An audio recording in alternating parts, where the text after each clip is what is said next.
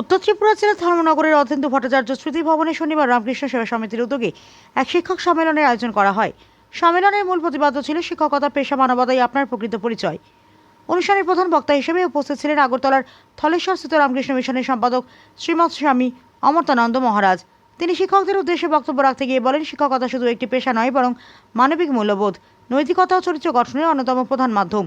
একজন শিক্ষকই ভবিষ্যৎ সমাজ নির্মাণের ভিত্তি স্থাপন করেন এবং শিক্ষার্থীদের মধ্যে শৃঙ্খলা, দায়িত্ববোধ ও মানবিক গুণাবলী বিকাশে গুরুত্বপূর্ণ ভূমিকা পালন করেন। সম্মেলনে বিশেষ অতিথি হিসেবে উপস্থিত ছিলেন জহর চক্রবর্তী। তিনি শিক্ষকদের সমাজ গঠনের প্রকৃত কারিগর হিসেবে উল্লেখ করে শিক্ষাক্ষেত্রে তাদের অবদানের ভূয়সী প্রশংসা করেন। পাশাপাশি বর্তমান প্রজন্মকে সঠিক পথে পরিচালিত করতে শিক্ষকদের আরও দায়িত্বশীল ভূমিকা পালনের আহ্বান জানান। এদিনের অনুষ্ঠানে বিভিন্ন বিদ্যালয়ের শিক্ষক শিক্ষিকা, শিক্ষানুরাগী এবং বিভিন্ন ব্যক্তিবর্গ অংশগ্রহণ করেন। বক্তারা শিক্ষার মানোন্নয়ন, মূল্যবোধ ভিত্তিক শিক্ষা এবং বর্তমান সমাজে শিক্ষকদের দায়িত্ব কর্তব্য নিয়ে বিস্তারিত আলোচনা করেন। সম্মেলনে শিক্ষকদের মধ্যে মানবিক ও নৈতিক শিক্ষার গুরুত্ব পুনরায় তুলে ধরতে গুরুত্বপূর্ণ ভূমিকা পালন করে। ধর্মনগর প্রতিনিধির রিপোর্ট, প্রতিদিন ত্রিপুরা।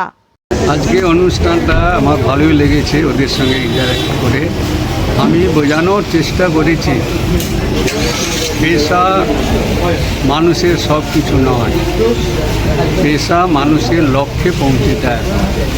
এই ভুলটা বোঝানোর আমি চেষ্টা করেছি নানা রকম এক্সাম্পল দিয়ে, যে আমাদের একটা সুন্দর কোটেশন আছে যে লক্ষ্যহীন পেশা মানুষকে দুঃখের মধ্যে ঠেলে দেয়। এই মেসেজটা দেওয়ার জন্য আমি সুন্দর করে বোঝানো, মানে বিভিন্ন এক্সাম্পল দিয়ে বুঝিয়েছি।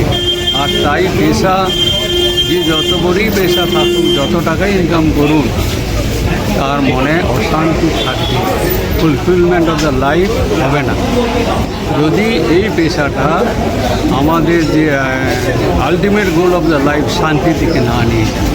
এটাই মেসেজ দিয়েছি।